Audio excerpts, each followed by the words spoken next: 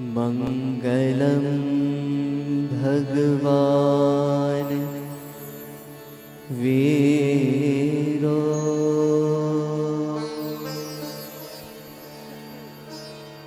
મંગલમ ગૌતમ પ્રભો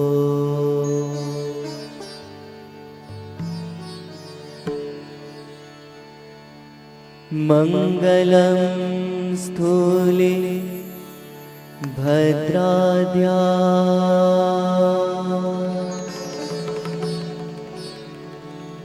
જૈન ધર્મોસ્તુ મંગલમ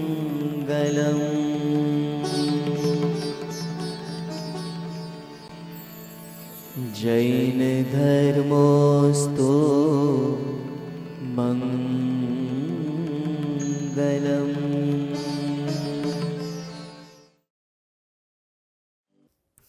પ્રભુ મહાવીરના પ્રથમ શિષ્ય ગણધર ગૌતમ સ્વામી, એની એક કથા, અનોખી કથા છે.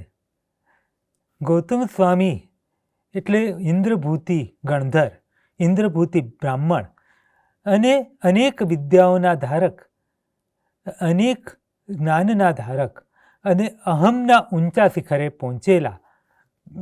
એમનું પાવાપુરી નગરમાં યજ્ઞ માટે જવાનું થયું અને પ્રભુએ એમને લાયક જાણીને પ્રભુ પણ પ્રથમ દેશના આપવા માટે ઋજુવાલિકા કાંઠેથી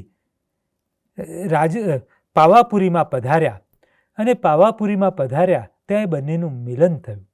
એ મિલન એટલે ગૌતમ સ્વામીનો જીવ માટેનો સંશય અને પરમાત્માનું આત્મતત્વનું દર્શન કરાવવું. જીવ માટેના સંશયને એમને જે તાર્કિક યુક્તિઓથી તો એમના વિચારને શાંત કર્યા જ, પણ પરમાત્માનું દર્શન જ એવું હોય છે કે એ આત્મતત્વની અનુભૂતિ તરફ લઈ જાય છે. આ આખી વાતને કુમારપાળભાઈએ ગૌતમ કથાની માધ્યમ દ્વારા આપણા સુધી પહોંચાડે છે. દર રવિવારે એમનું જે લેક્ચર આવે છે એ ખૂબ અદ્ભુત હોય છે. કુમારપાળભાઈ દેસાઈ આપણા ખૂબ જ જાણીતા સાહિત્યકાર, ખૂબ જ જાણીતા એવા પ્રવચનકાર છે.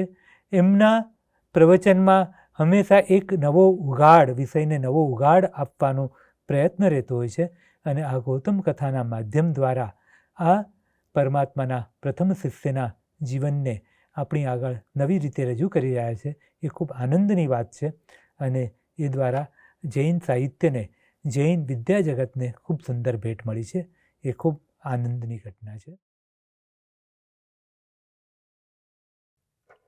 અંગૂઠે અમૃત વસે લબ્ધિ તણા ભંડાર, તે ગુરુ ગૌતમ સમરીએ વાંછિત ફલદાતાર. કોઈ વિરાટ સાગર આપણી સામે ઘૂઘવતો હોય અને આપણે બે હાથ પહોળા કરીને એ સાગરનો વિસ્તાર બતાવવા પ્રયત્ન કરીએ તો કેવું લાગે? એ વિસ્તાર બતાવી ન શકાય, પરંતુ એના થોડાક બિંદુઓ, થોડાક મોજાઓ, થોડુંક જલ, એની આપણે વાત કરી શકીએ.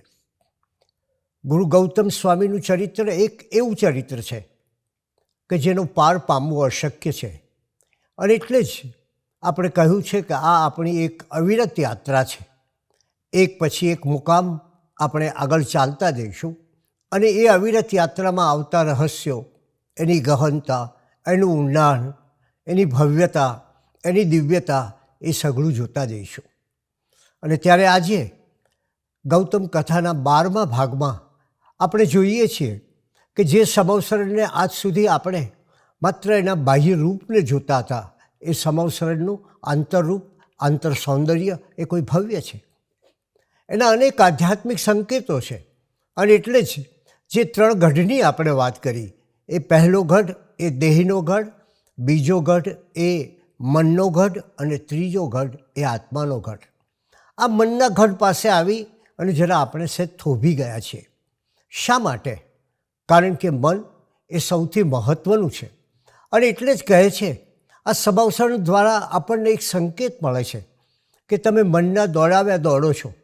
મન જેમ ચાલે એમ તમે ચાલો છો. મન જેમ કહે એ પ્રમાણે એની આજ્ઞાને અનુસરો છો. ત્યારે આપણું આ દર્શન કહે છે, આ મનને તમે જુઓ. મનના અભિનેતા મટીને તમારે એના દિગ્દર્શક થવાનું છે. તમે પોતે તમારા મનના પ્રેક્ષક બનો અને પછી જુઓ કે આ મનમાં કેવી કેવી લીલાઓ ચાલે છે, કેવા કેવા રાગદ્વેષના મેઘધનુષો જાગે છે, કેવી કેવી પરિસ્થિતિઓ બદલાય છે. અને ધીરે ધીરે એક એવો અભ્યાસ કરીએ કે આ મારું મન, એની હું ચિકિત્સા કરું, એ રાગ, એ દ્વેષ એને હું દૂરથી જોયા કરું અને એને મારા જીવનમાંથી ધીરે ધીરે વિદાય આપવા પ્રયત્ન કરું. અને માટે જૈન દર્શન કહે છે ત્યારે મનથી પર જવાનું છે. કારણ કે જે મનને ઓળખી ભૂતકાળની ચિંતા અને ભવિષ્યની ફિકરના બોજમાંથી એ મુક્ત થશે, જે માણસ એના મનને સાચી રીતે જાણી શકશે, પામી શકશે, જોઈ શકશે. અને પછી એક નવો જ અનુભવ, જેણે પોતાનો મનો વિજય કર્યો છે એણે એક અનુપમ અનુભવ થશે. અને એ અનુભવ કયો? તો યોગી આનંદઘનજીએ કહ્યું તેમ, મન સાધ્યું તેને સઘળું સાધ્યું. જેણે પોતાના મનના સંકલ્પ બળને મજબૂત કર્યું એ બહુ સરળતાથી સઘળું પામી શકે છે. એડમંડ હિલેરી એ પહેલીવાર માઉન્ટ એવરેસ્ટનું શિખર સર કરવા પ્રયત્ન કર્યો. જગતનું આ સૌથી ઊંચું શિખર, એમાં એ નિષ્ફળ ગયો.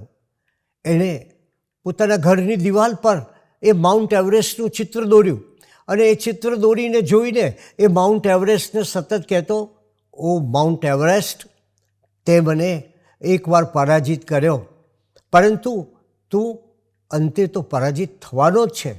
આ મારા મનનો દૃઢ સંકલ્પ છે. કારણ કે માઉન્ટ એવરેસ્ટ તારે જેટલું વિકસવાનું હતું, તું જેટલો ઊંચે જવાનો હતો એટલો તો ઊંચે ગયો જ છે, જ્યારે હું એનાથી પણ વધુ વિકસી રહ્યો છું. મારામાં વિકસવાની અપાર શક્યતાઓ છે. અને આપણે જાણીએ છીએ કે વિશ્વનું સૌથી ઊંચું એવું આ એવરેસ્ટ એને 1953ની 29મી મે એડમંડ હિલેરીએ શેરપા તેનસિંગની સાથે સર કર્યું. આ છે મનની મક્કમતા, આ છે મનની દ્રઢતા. અને એ મનની દ્રઢતા જેની પાસે હોય એ વ્યક્તિ જ સિદ્ધિ પામી શકે. કારણ એવું છે કે મન જ્યાં બેઠું હોય છે ત્યાં જ તમે બેઠા હો છો. આ મન પણ કુરુક્ષેત્ર જેવું છે. એ મનમાં જ, બહાર નહીં ક્યાંય, એ મનમાં જ દુર્યોધન અને શકુની વસે છે. તો એ જ મનમાં યુધિષ્ઠિર અને વિદુર વસે છે. આપણે એ વિચારવું છે કે એ શકુનીને વધારે પ્રબળ બનાવવો છે કે પછી આપણા ભીતરમાં રહેલા એ ધર્મરાજા યુધિષ્ઠિરને વધારે પ્રબળ બનાવવા છે. આ મનની લીલા સમજવાને માટે જ આપણા ગ્રંથો કહે છે, મને એવું મનુષ્યાનામ કારણમ બંધ મોક્ષો. માણસના બંધન અને મોક્ષનું કોઈ કારણ હોય તો એ મન છે. એ મનથી જ તમે મુક્તિ પામી શકો અને મનથી જ તમે બંધન પામી શકો. ત્યારે એ એમ કહી શકાય કે જેણે મનને માન્યું તે મર્યા અને જેણે મનને માર્યું તે જીત્યા. આ જીત અને હાર જીવનની એનું એક સીધું આ ગણિત છે. અને માટે જ ચંચળ મનનું વ્યક્તિએ પરિવર્તન સાધવું જોઈએ. એણે જો પરમાત્માના દર્શન કરવા છે તો દેહની મમતા છોડી અને પછી હવે મનના સંકલ્પ બળને ઉત્તેજિત કરવાનું છે. શા માટે? કારણ કે જો ચંચળ મનને આપણે એનું પરિવર્તન નહીં સાધીએ તો થશે એવું કે ગમે તેટલું કરીએ તો પણ આપણને પ્રાપ્તિ નહીં થાય. વૃક્ષના મૂળને સડેલા રાખીને માત્ર ડાળીઓને શણગારી શકાય નહીં. અને એટલે જ આપણા જીવનનું આ સૌથી ઉત્પાદક તત્વ જેને કહ્યું તે મન છે. તમે જ જાણો છો કે આ મનની ફેક્ટરી કેવી ચાલે છે. એ દિવસે તો ચાલે પણ રાત્રે સ્વપ્નમાં પણ ચાલતી હોય છે. અને ત્યારે સવાલ એ છે કે આપણે એમ માનીએ છીએ કે આપણે મનને ચલાવીએ છીએ, હકીકતમાં મન એ આપણને ચલાવે છે. આ તો કંઈક ઘડિયાળ જેવું છે.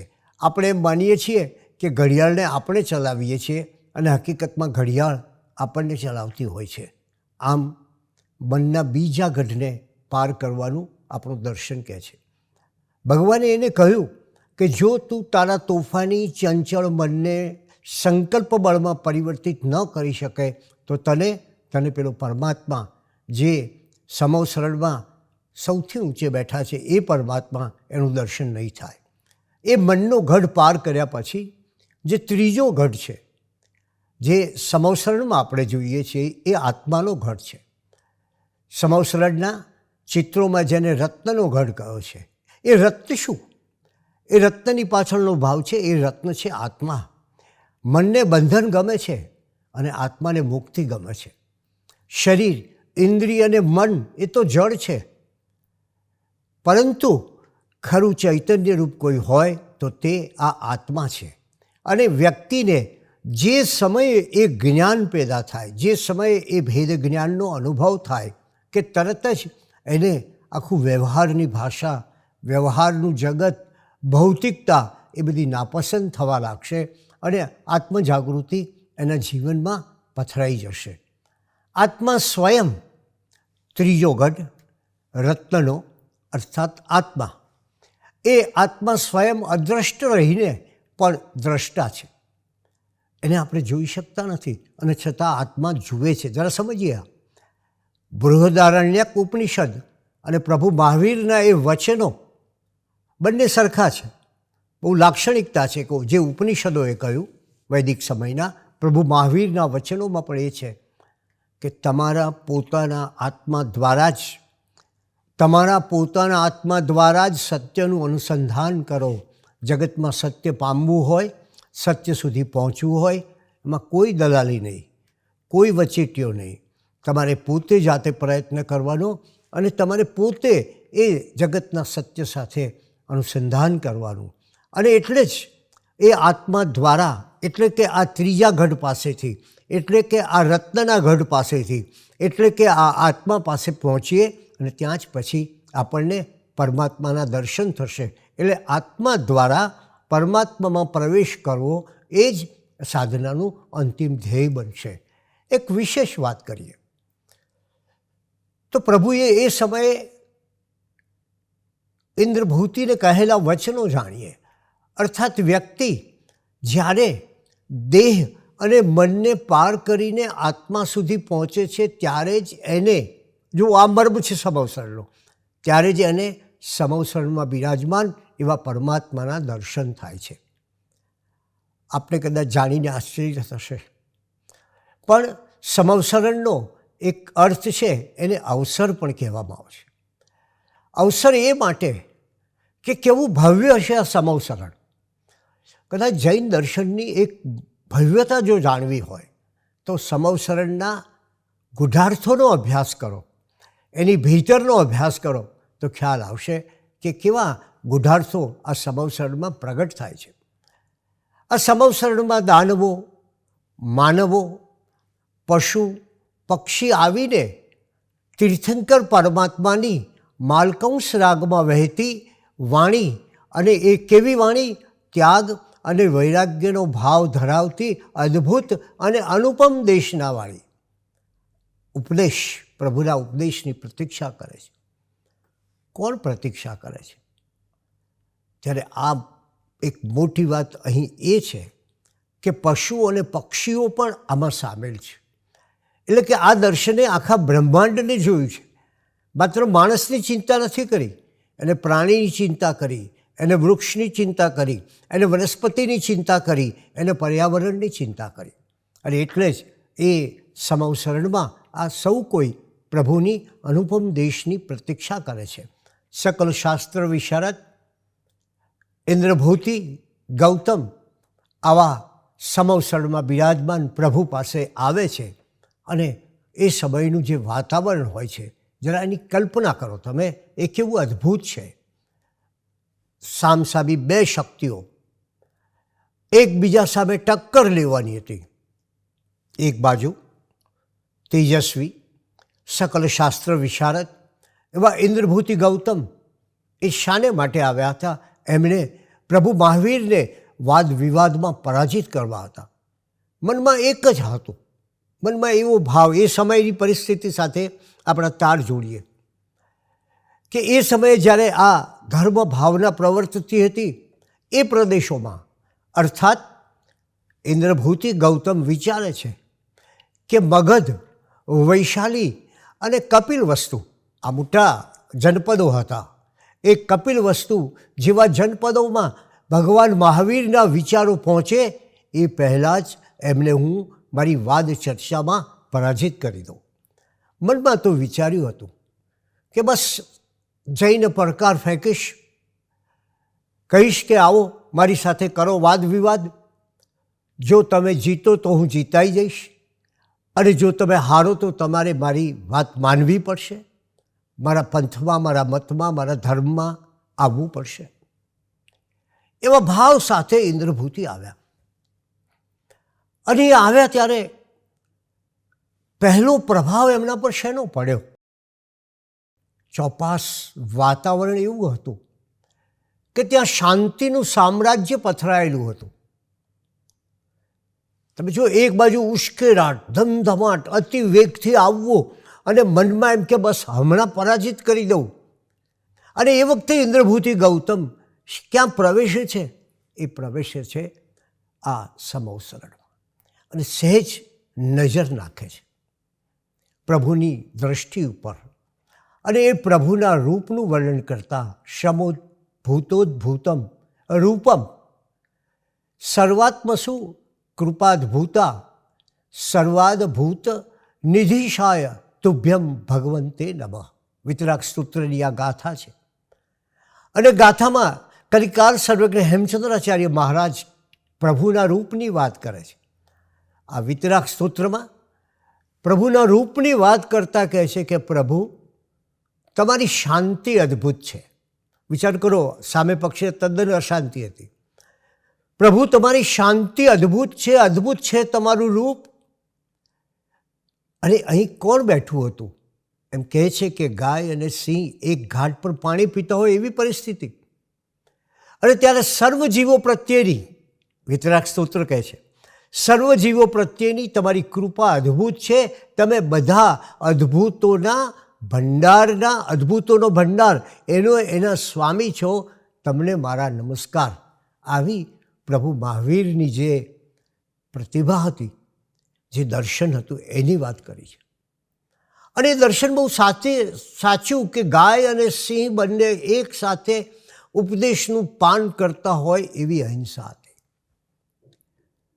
કદાચ અહિંસાના પ્રભાવનું આ એક મોટું સૂત્ર છે કે જ્યાં પરસ્પર દ્વેષ કે હિંસા ધરાવતા એવા પ્રાણીઓ પણ એક સાથે બેસીને અહીંયા છે.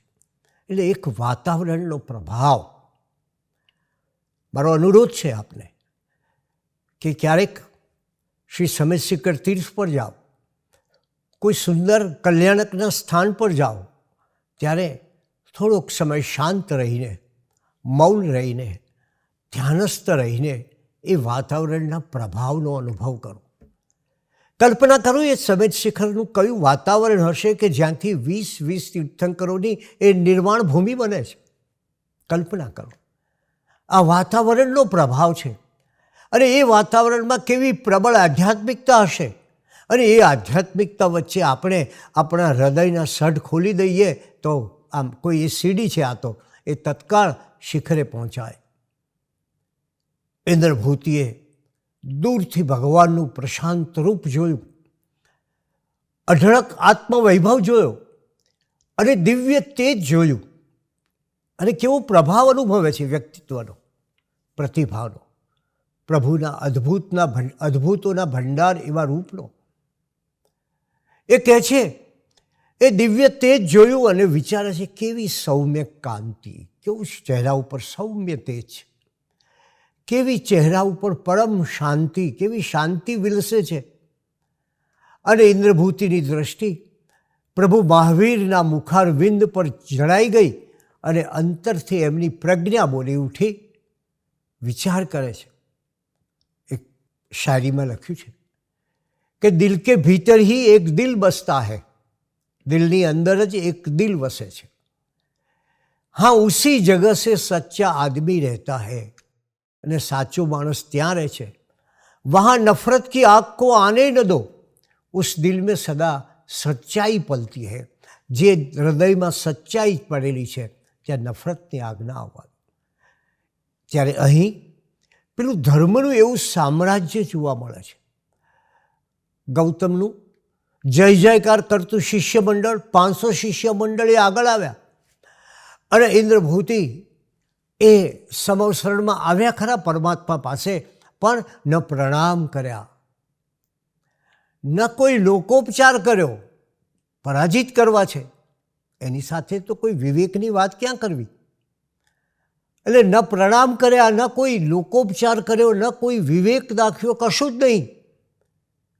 અને ત્યારે જુઓ કે જૈન દર્શનના મંત્રનો પ્રારંભ જ નમોથી થાય છે. વિનય મૂલોહી ધમ્મો, ધર્મ એ જ વિનયનું મૂળ છે. અને નમોથી નમસ્કાર મહામંત્રનો પ્રારંભ, અને પછી પદને ગુણને નમસ્કાર, કોઈ વ્યક્તિ વિશેષને નહીં. અને ત્યારે આ મંત્ર એ સાંપ્રદાયિકતાને વટાવી જતો મંત્ર છે. એણે માનવ વચ્ચેની ભેદરેખા ભૂંસી નાખી છે. એને કોઈ વ્યક્તિને નમસ્કાર નહીં, ગુણના નમસ્કારની વાત કરી છે. અને પેલું રૂપ પ્રભુનું, પ્રભુના ચહેરા ઉપર વિલસતું તેજ, એમની આંખોની કરુણા, એની આસપાસનું વાતાવરણ, ઇન્દ્રભૂતિ જરા સ્તબ્ધ થાય છે. પણ જેવા સ્તબ્ધ થાય છે એવા પોતાના ભીતરને સાવધાન કરે છે અને કહે છે કે ઓહ, મારી તો પ્રતિજ્ઞા છે કે જ્ઞાનમાં, વિદ્યામાં મને પરાસ્ત કરે એના મારે શિષ્ય બની જવું, એનું હું શિષ્યત્વ સ્વીકારીશ. વૈશાખનો તાપ, વૃક્ષ વિહોણો માર્ગ, જે માર્ગે આવ્યા વૃક્ષ નહોતા ત્યાં, અને તીવ્ર ચાલવાળી ગતિ, જલ્દી આ મહાવીરને પરાજિત કરવું એ ભાવ, તીવ્ર ચાલવાળી ગતિ. એવા ઇન્દ્રભૂતિ ગૌતમ પ્રભુના અદ્ભુત સ્વરૂપને જુએ છે, પણ પછી તરત સાવધાન થઈ જાય છે. એમને પોતાની જાત પર હસવું આવે છે. અરે હું આવો મહાપંડિત આવી ઇન્દ્રજાળ જેવી માયાજાળથી ભ્રમિત થઈ ગયો, એનાથી હું અંજાઈ ગયો. અરે હરીફના રૂપથી, હરીફના પ્રભાવથી તો અંજાવાતું હશે. હરીફને તો પરાજય આપવાનો હોય, એનો પ્રભાવ સ્વીકારવાનો ન હોય. ઇન્દ્રભૂતિ ગૌતમ પરાજિત થાય, મનોમન વિચારે છે એવું બને જ નહીં. બીજી બાજુ તમે જુઓ, અહીં જય પરાજય હતો, મહાવીર પાસે કોઈ જય કે પરાજય નહોતો. એ જય કે પરાજયમાં માનતા જ નહોતા. બીજાના પરાભવ કરીને કોઈને દુભાવવો, બીજાને પરાસ્ત કરીને, બીજાને હરાવીને, બીજાને હલકો પાડીને, બીજાને નીચો બતાવીને એને પરાજિત કરતા હોય એવો ભાવ અનુભવવો અથવા તો એને દુભાવવો, એ એમના ધર્મ સિદ્ધાંતની વિરુદ્ધ હતું. અને એટલે જ જેની સૃષ્ટિના નાનામાં નાના જીવ સાથે મૈત્રી ભાવ ધરાવવાનો ભાવ હોય, એનો દુશ્મન કોણ હોય? કીડીથી કુંજર સુધી, કીડીથી કુંજર સુધીના સહુ જીવોની, કુંજર એટલે હાથી, સહુ જીવોની ચિંતા કરનારને વળી દુશ્મન કોણ? અને એથી વિશેષ જરા ગહનતામાં જઈએ. ગહનતામાં એ કે કરતા ભાવ જ ન હોય ત્યાં મેં જય મેળવ્યો, મેં આને પરાજય આપ્યો, હું વિજયી બન્યો, એ હું હોય જ નહીં. ત્યાં પછી આ જય પરાજયની વાત જ છે. ત્યાં કોણ કોને હરાવે? ત્યાં તો બંને વિજેતા હોય, અને વિજેતા હોય પ્રેમના અને હૃદયના. અને વિજય એટલે શું? જરા વિચારીએ આપણે. એ કરતા ભાવને ઓળંગી ગયા પછીની જે વાત છે, એ ભાવનો વિચાર કરો તમે. અને કરતા ભાવ ઓળંગીએ એટલે જય પરાજય આપોઆપ ઓગળી જાય, એનો વિચાર પણ ઓગળી જાય. અને ત્યારે વિજય અને પરાજય વિશે આપણે વિચારીએ તો શું? વિચાર કરો, આ જગતમાં અનેક યુદ્ધો થાય છે, અને એ યુદ્ધોમાં અંતે આપણે જાણીએ છીએ કોઈનો વિજય થતો નથી, માત્ર વિનાશ થાય છે. મહાભારતના કુરુક્ષેત્રમાં 18 દિવસ સુધી યુદ્ધ થયું અને એ કુરુક્ષેત્રના યુદ્ધમાં કોનો વિજય થયો, કોણ પરાજિત થયું? આપ કહો. કહે છે કે કૌરવો પરાજિત થયા અને પાંડવો વિજય પામ્યા. પણ એ વિજય કેવો? માત્ર એક રાત્રિનો જ વિજય. એ યુદ્ધના વિજયની રાત પછી જે સવાર પડે છે, અને યુદ્ધના વિજયની રાત પછી જે સવાર પડે છે ત્યારે જુએ છે તો દ્રૌપદીના પુત્રોનો અશ્વત્થામાએ સંહાર કરી નાખ્યો હોય છે. અને એ વિજયની વાત, જે ગઈકાલે રાત્રે વિજય હતો, એ સવારમાં વિષાદમાં પલટાઈ જાય છે. અને ત્યારે જૈન ધર્મ કહે છે યુદ્ધમાં વિજય થાય છે ક્રૂરતાનો, અને યુદ્ધમાં પરાજય પામે છે માનવતા. વળી ધર્મને ક્યાં આવા કોઈ જય પરાજય સાથે સંબંધ છે? જુઓ, આ વિચાર ક્યારે આવે છે, કયા સમયે આવે છે? એ સમય એવો હતો કે જ્યારે બીજાને પરાજિત કરવો, વાદ વિવાદમાં પરાજિત કરવો અને એમાં વિજય મેળવવો, સામી વ્યક્તિને પરાજિત કરીને પોતાનો શિષ્ય બનાવવો, પોતાની વાત સ્વીકારાવવી, આ બધી વાતો જ્યારે ચાલતી હોય ત્યારે પ્રભુ મહાવીરે કહ્યું કે સાચા ધર્મને ક્યાં કોઈ જય કે પરાજય સાથે સંબંધ છે? અને ધર્મમાં ક્યાં કોઈ ઉચ્ચ કે નીચનો ભેદ છે? ધર્મમાં ક્યાં કોઈ સમર્થ અને કોઈ નિર્બળ એવું હોય છે? ધર્મમાં તો ગુણનો સ્વીકાર અને અવગુણનો ઇનકાર, એ જ ધર્મનો માર્ગ. અને એ જ ગુણ અવગુણને માપવાનો એક ગજ. આ ગુણનો સ્વીકાર અને અવગુણનો અસ્વીકાર, એ કઈ રીતે તમે એને ફૂટપટ્ટી કઈ માપવાની? તો એને માપવાની ફૂટપટ્ટી છે સત્ય. આ સત્યનો પ્રદીપ જે માર્ગને અજવાળે, એ જ ધર્મ માર્ગ. સત્યનો જય વ્યક્તિનો નહીં, જ્ઞાનીનો નહીં, કોઈ અંગતનો નહીં, પણ સત્યનો જય એ જ સાચો જય, અને એ જ ધર્મનો જય. ભગવાનની વાણીનું સ્મરણ કરો, સત્યમ ખૂબ ભગવંતમ. સત્ય એ જ ઈશ્વર છે, એની જ આરાધના થવી જોઈએ. પ્રભુ મહાવીર સત્યના પ્રતિષ્ઠાપક હતા, સોક્રેટિસ સત્યના શહીદ હતા, મહાત્મા ગાંધી સત્યના પ્રયોગવીર કહેવાય. એ સત્યની માટે ખેવના આજે આપણે આપણા જીવનમાં આવે તો જ એ જય પરાજયનો કોઈ મતલબ નથી, કોઈ અર્થ નથી. પ્રાપ્તિ અપ્રાપ્તિનો કોઈ અર્થ નથી, કરતા ભાવનો કોઈ અર્થ નથી. ખરો અર્થ છે એ સત્યને પામવાનો. અને આ સંદર્ભમાં આપણે હવે પછી વિશેષ પાછો આપણી આ અવિરત યાત્રામાં વિચાર કરીશું. હું માનું છું કે આપણી આ અવિરત યાત્રા, જે કોઈ વ્યક્તિ એનું શ્રવણ કરે છે એને જરૂર કંઈક નવા અર્થો પામતા હશે. હું એ પણ ઈચ્છું કે ક્યારેક આપ પણ આપનો પ્રતિભાવ, આપની લાગણી, આપનો આના વિશેનો ખ્યાલ એ પણ અમને આપો, જેથી અમારું આ આકાશ છે એ વધુને વધુ વિસ્તરી શકે. અને એક એવા આકાશને જોઈએ કે જ્યાં માનવતા છે, જ્યાં સત્ય છે, જ્યાં અહિંસા છે, જ્યાં એક પ્રકારનો પ્રકાશ છે, ત્યાં સુધી પહોંચીએ એ ભાવના સાથે આજનો વાત પૂરી કરીએ છીએ.